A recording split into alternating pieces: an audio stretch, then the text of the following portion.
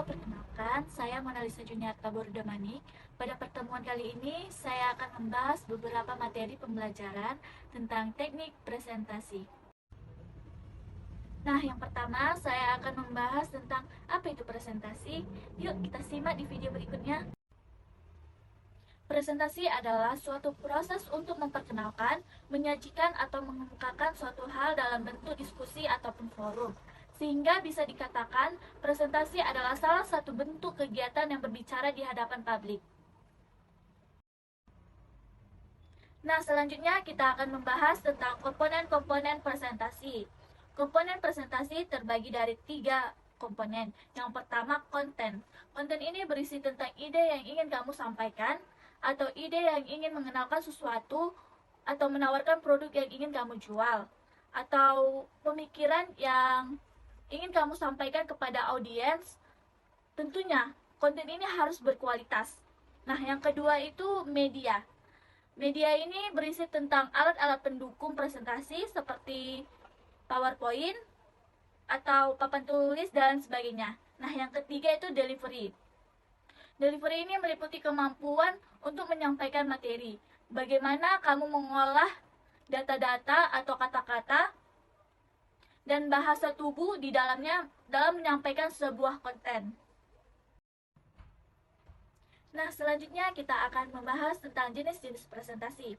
Terdapat 4 jenis presentasi. Yang pertama, presentasi impromptu atau dadakan. Seperti namanya, dadakan. Presentasi ini dibuat tanpa ada persiapan secara matang dari pembicara. Pembicara menyampaikan informasi tersebut secara spontan. Nah, yang kedua itu presentasi manuskrip atau naskah. Presentasi ini dilakukan dengan bentuk sebuah teks dalam sebuah naskah. Nah, yang ketiga itu presentasi memoriter atau hafalan.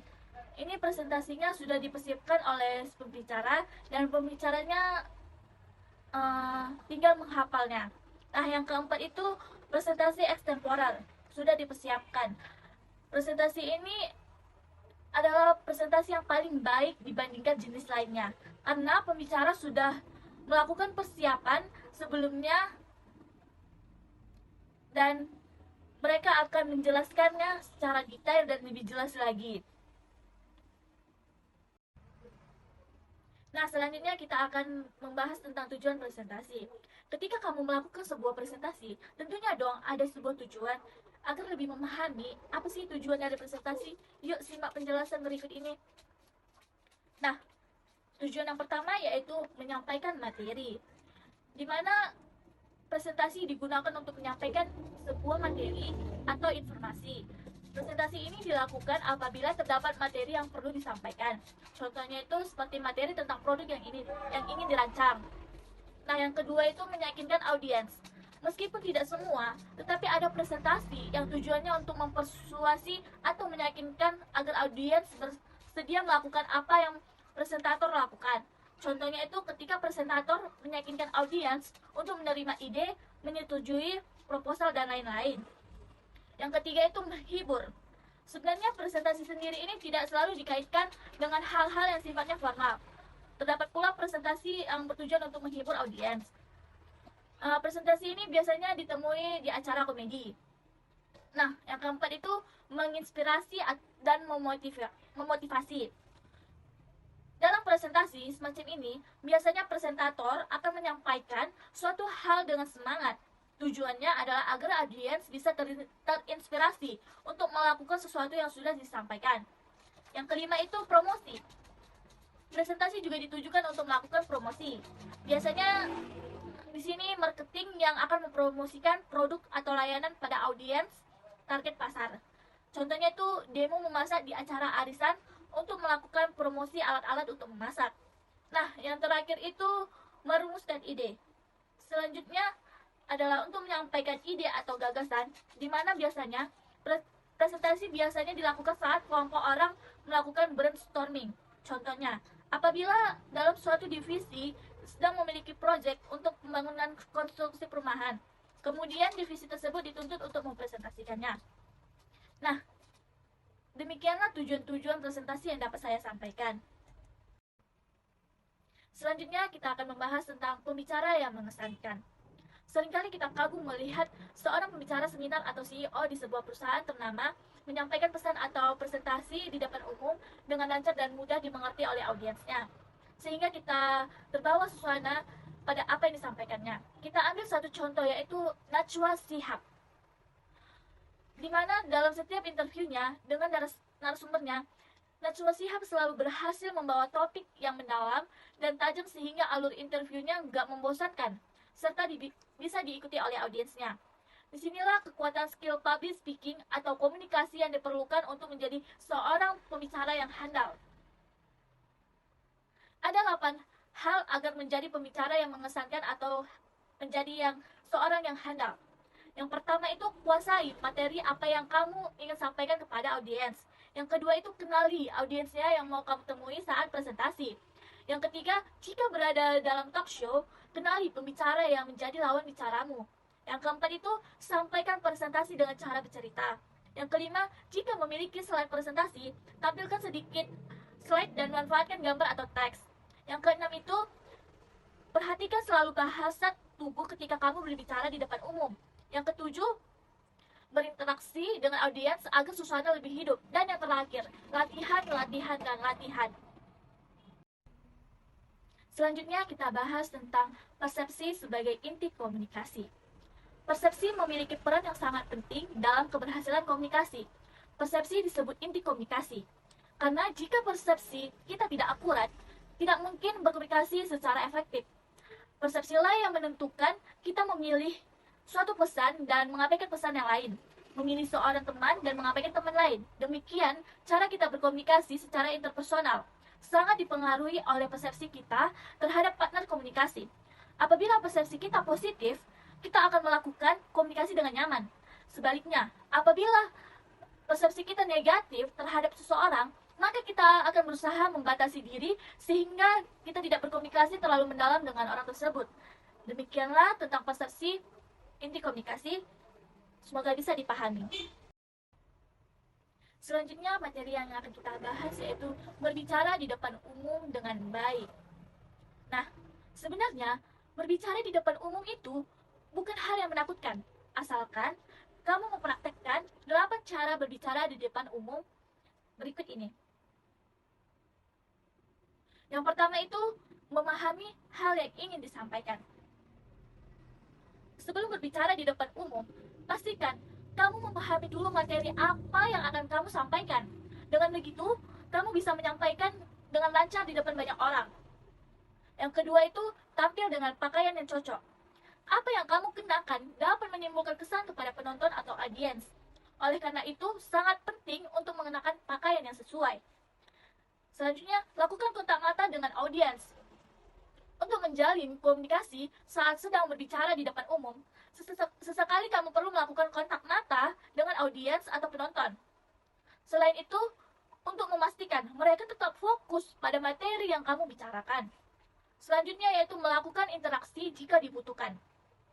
Meskipun kamu pemberi materi, bukan berarti hanya kamu saja yang bisa berbicara. Ingat ya, audiens itu merupakan bagian yang penting di acara tersebut. Selanjutnya itu lawan rasa malu. Salah satu cara berbicara di depan umum dengan tetap percaya diri adalah dengan melawan rasa malu. Perasaan ini bisa menghambatmu saat berinteraksi dengan audiens. Bahkan hal ini akan membuat kamu kurang percaya diri. Selanjutnya, berbicara dengan gaya sendiri. Untuk bisa tampil percaya diri, pastikan kamu berbicara di depan umum dengan gaya sendiri. Jangan menggunakan gaya orang lain, karena tidak akan mencerminkan diri kamu. Yang ketujuh itu berdoa. Sebelum memulai sesuatu, ada baiknya kita berdoa terlebih dahulu. Kegiatan ini bisa membantu menenangkan perasaan sebelum berbicara di depan umum. Nah, yang terakhir itu, lakukan persiapan sebaik mungkin. Sebelum tampil di depan umum, sebaiknya kamu lakukan persiapan sebaik mungkin. Hal ini termasuk materi yang akan ditampilkan, peralatan yang mendukung, dan penampilan kamu. Tidak ada salahnya juga kamu berlatih sehari sebelum berbicara di depan umum untuk memastikan kesiapanmu. Nah, itulah cara untuk mengatasi menjadi pembicara yang baik di depan umum. Semoga teman-teman bisa menerapkan di kehidupan kita sendiri. Nah, selanjutnya, Dalam suatu presentasi, pasti ada suatu hambatan yang terjadi ketika presentasi. Nah, apa aja sih hambatan-hambatan yang terjadi pada saat presentasi di depan umum? Mari kita simak penjelasan berikut ini. Yang pertama itu alat atau fasilitas yang tidak mendukung. Yang kedua, tidak menguasai konten atau bahan dengan baik. Yang ketiga, persiapan yang tidak optimal. Yang keempat, kondisi kesehatan yang tidak fit. Dan yang terakhir yaitu panik atau deg-degan sebelum bicara, bahkan tidak percaya diri. Nah, itulah beberapa hambatan yang terjadi ketika presentasi. Selanjutnya, ketika dalam suatu hambatan dalam presentasi, pasti ada dong tipsnya, tips agar tidak grogi saat berpresentasi di depan umum. Tipsnya yaitu adalah persiapkan diri dengan latihan presentasi. Pastikan cara penyampaian dengan lugas, mudah dipahami, dan mengenai di hati. Selanjutnya, buatlah slide presentasi yang menarik. Dengan desain slide untuk presentasi menjadi salah satu penilaian saat seseorang memaparkan materi. Yang ketiga, gunakan pakaian tepat. Berpakaian yang rapi seperti menggunakan kemeja, blazer, jas, celana yang tidak ketat. Selanjutnya, minum air putih. Sebelum tampil, untuk mengembalikan fokus, kamu harus mengisi kekurangan cairan di tubuh. Caranya dengan minum air putih sesuai kebutuhan. Selanjutnya, pertahankan kontak mata. Ketika presentasi di depan beberapa orang, pertahankan kontak mata pada suatu objek saja. Hindari menatap mata audiens satu persatu karena bisa menghilangkan fokus kamu.